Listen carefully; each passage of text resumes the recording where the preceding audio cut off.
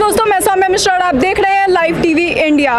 उच्चतम न्यायालय में जिस तरह से अभी लगातार में निर्णय सामने आ रहे हैं, उसे लेकर सरकार के लिए मुसीबतें खड़ी होती जा रही है। सीजेआई डीवाई चंद्रचूड़ ने भी जितने भी निर्णय लिए हैं वो सभी सरकार के लिए एक चुनौती भरा रहा है, क्योंकि जो भी निर्णय आ रहे हैं वो सरकार की मन मुताबिक मनमानी के अनुसार नहीं चल रहा है। और अब इसी को लेकर के 14 विपक्षी दलों ने मिलकर एक याचिका दायर की है उच्चतम न्यायालय में सीजेआई के पास, और इस याचिका में ये लिखा गया है कि सीबीआई और ईडी का गलत इस्तेमाल किया जा रहा है और ये गलत इस्तेमाल करके सरकार विपक्षी नेताओं पर हमला बोल रही है। चलिए इसी पे जानते हैं कि लोगों का क्या कहना है। सर, आप बताइए कि आपको क्या लगता है, जिस तरीके से सीजेआई को ट्रोल किया जा रहा है और फिर भी वो जो निर्णय ले रहे हैं वो सरकार के लिए मुसीबतें खड़ी कर रही है, इस पे आप क्या कहेंगे?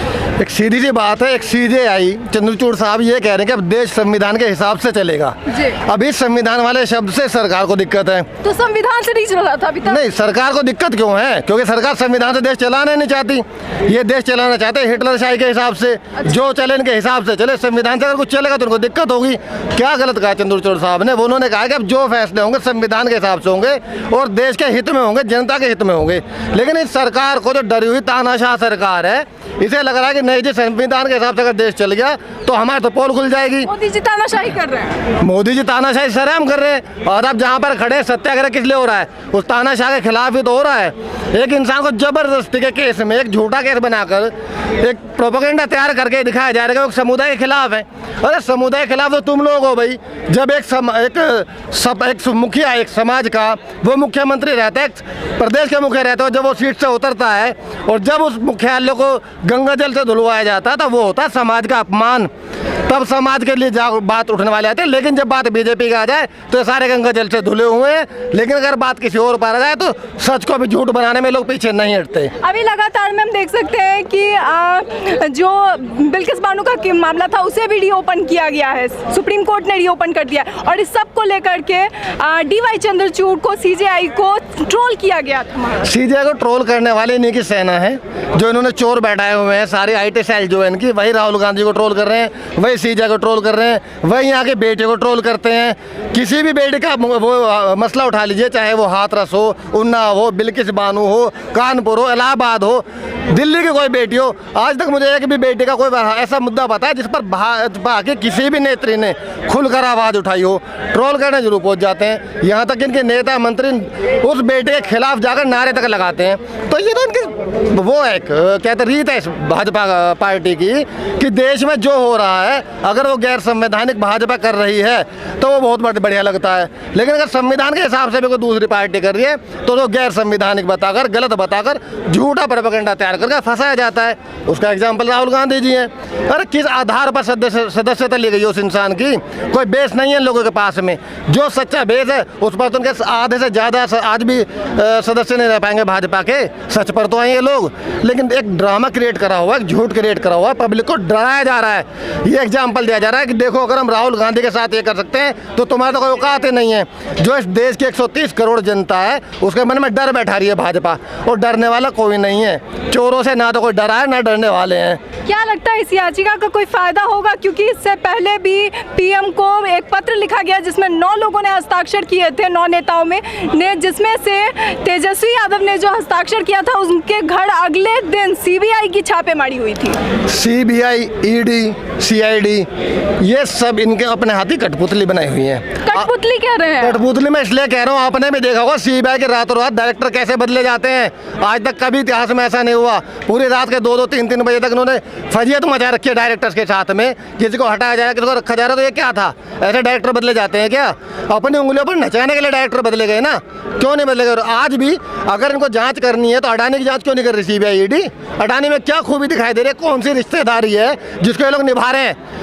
मोदी जी ने एक बार भी बयान नहीं दिया। राहुल जी ने क्या कहा, अडानी की पोली तो खोली संसद में, उन्होंने सीधा सीधा पूछा भाई हमें क्लियर बताया जाए कि अडानी के ठीक कितने बाद मोदी जी विदेश गए हैं, मोदी जी के जाने के ठीक बाद कितनी बार अडानी जी गए हैं, मोदी जी और अडानी जी कितनी बार एक साथ हवाई जहाज में गए हैं, क्या गलत पूछा था? देश पूछ रहा है, देश को जवाब दो, उठाकर बंद कर दो, सदस्यता हटा दो। हिटलर चाहिए ये है, ड्रामेबाजी मचाई उन्होंने, ऐसे देश नहीं चलने वाला। देश संविधान के क्या फायदा हो ना हो, लेकिन इतना मुझे जरूर पता है कि सरकार खत्म होने वाली है। अच्छा, ये देश संविधान के हिसाब से चला था, संविधान बीजेपी सरकार खत्म हो जाएगी, खत्म होगी। ये देश संविधान के हिसाब से चला था, संविधान के हिसाब से ही चलेगा। चोर डकैतों के हिसाब से, संविधान के हिसाब से चला था, चोर डकैतों के हिसाब से नहीं चलेगा। अगर इन्हें लग रहा है सभी लोगों को छोड़ के, अगर इन बीजेपी वालों को लग रहा है राहुल गांधी जी को हटाना क्या करना है, ये चोरी नहीं है, ये डर है ना। और डरता कौन है? चोर होगा वो डरता है, हम तो नहीं डरते। किसका अपमान किया भाई? ओबीसी समुदाय का अपमान। ओबीसी का अपमान कैसे किया? मोदी, नीरव मोदी चोर है या नहीं है? विजय माल्या चोर है या नहीं है? ललित मोदी चोर है या नहीं है? सबसे बड़े एक काम करते हैं ना, चोर नहीं कहते, संत कह लेते। संत, ये संत हैं, ये हिंदुओं के धर्म रक्षक हैं, ये देश को बचा रहे हैं। अब ठीक है, अब तो मोदी भी खुश हो जाएंगे, ये मोदी वाले भी खुश हो जाएंगे। इन्हें संत कह दो ना चोरों को, तब अच्छा रहेगा। अरे भाई चोर को चोरी तो करा राहुल गांधी ने, क्या गलत कह दिया? हम भी कह रहे चोर है, ललित मोदी चोर है, नीरव मोदी चोर है, विजय माल्या चोर है, अडानी चोर है। अब अडानी कहा श्री श्री 1008 लगाएंगे क्या हम? ये मोदी वाले लगा सकते हैं, कांग्रेसी नहीं लगाने वाले। कांग्रेसी में तो एक सांसद को बाहर करा है, सड़क से बाहर थोड़ी करोगे, सड़क पर आकर लड़ेंगे, ईंट से ईंट बजाएंगे भाजपा की। और मोदी की औकात नहीं कि डरा सके कभी कांग्रेसी को।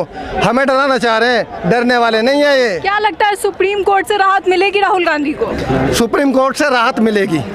सुप्रीम कोर्ट के सीजे साहब ने क्लियर कहा कि देश संविधान के हिसाब से चलेगा, और अगर जो इंसान संविधान की बात करेगा वो न्याय करेगा, और जो न्याय करेगा, जो न्याय करना जानता है, वो राहुल गांधी जी की स्थिति को, रियल बात को समझेगा कि बात वास्तविक मुद्दा था क्या।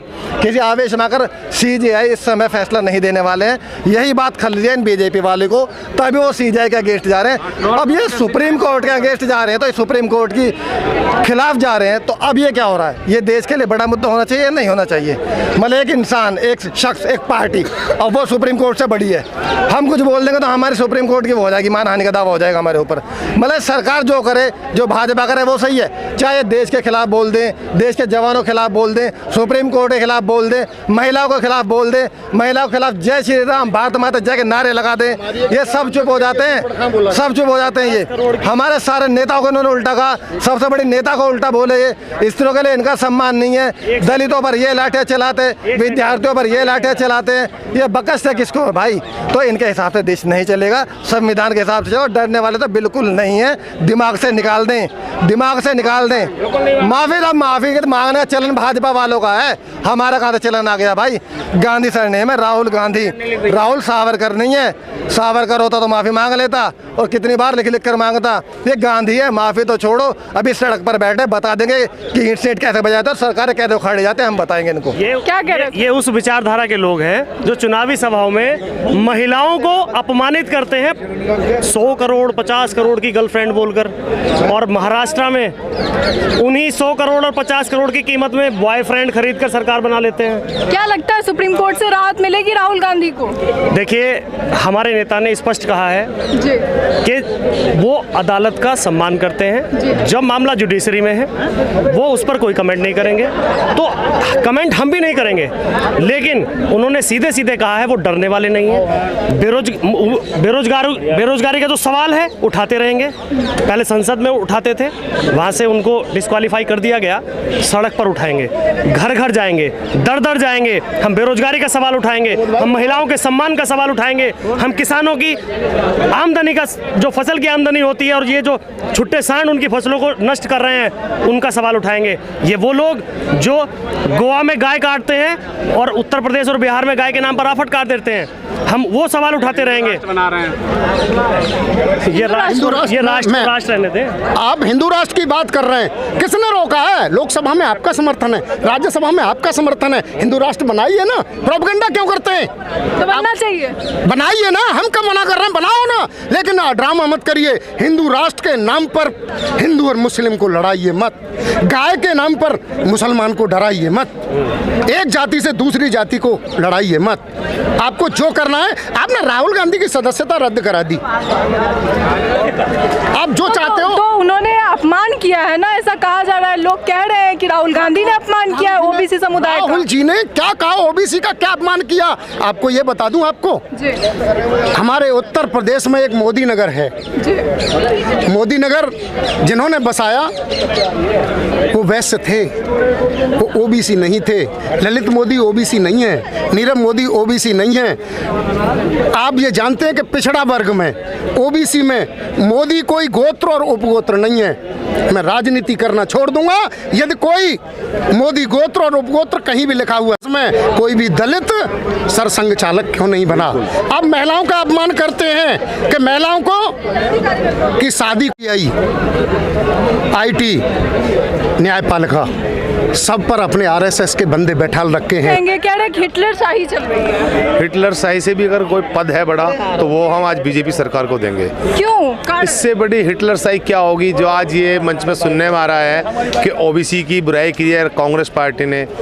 वो बीजेपी इस बात को कर रही है जिसके राज में 700 किसान बॉर्डर पर मर गए, वो आज ठेकेदार बन रहे ओबीसी के। ओबीसी एक समादा ऐसा है जो कांग्रेस पार्टी के साथ है। मैं खुद ओबीसी से आता हूँ, अनुज चौधरी तेवतिया मेरा नाम है, अपना नाम बता दूं आपको।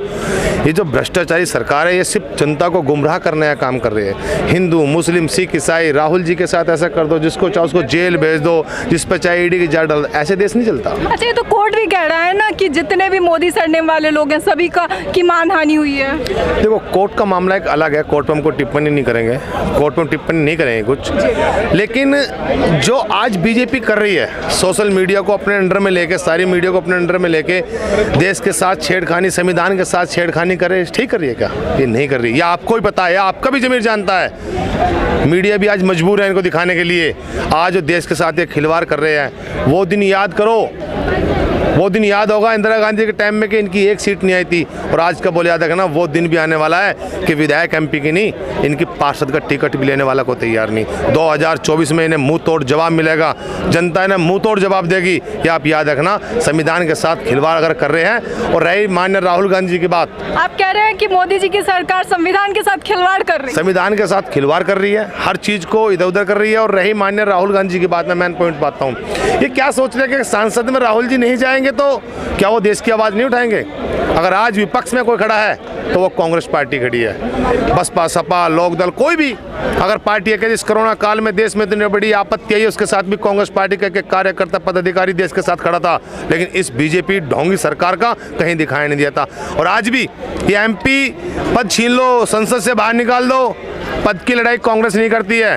कांग्रेस पार्टी अपने देश के साथ तन मन धन से खड़ी थी और आज भी खड़ी है और सदैव खड़ी रहेगी। सर क्या कहेंगे, कह रहे हैं कि मोदी जी ढोंग कर रहे हैं। जी, मोदी जी ढोंग कर रहे हैं, हिटलर शाही कर रहे हैं। यदि कोई बेरोजगारी के खिलाफ आवाज़ उठाता है तो उस पर केस डाला जाता है, यदि कोई महंगाई के खिलाफ आवाज़ उठाता है उस पर केस डाला जाता है, और यदि कोई संसद में अडानी के ऊपर सवाल उठाता है तो उस पर केस डाला जाता है। मैं ये जानना चाहता हूँ, क्या नीरव मोदी को चोर बोला तो वो अपराध है क्या? अगर ललित मोदी को चोर बोला तो अपराध है क्या? चोर को चोर बोलना कोई अपराध नहीं होता।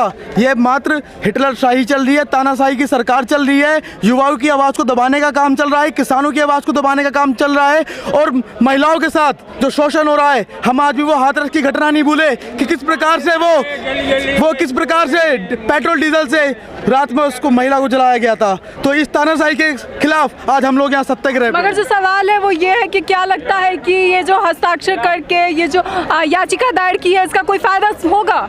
इसका निश्चित तौर पे इन्होंने अपना जो भी तानाशाही तरीके से प्रयास कर सकते थे, ये सारे प्रयास कर रहे हैं।